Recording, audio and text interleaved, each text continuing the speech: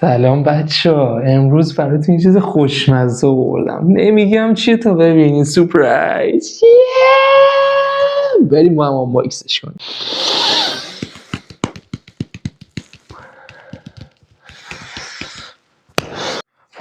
استرس دارم واسه باکسش، دستام داره میدرسه.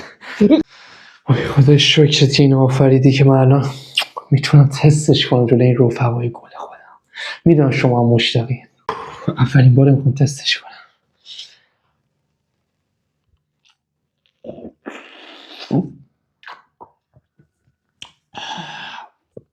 او مای گاد، نمیتونم توصیفش کنم. مزه پرتقالی میده. بافتش محشره. اگه قیمت این محصول رو میخوای کلمه پرتقالی رو کامنت کنید.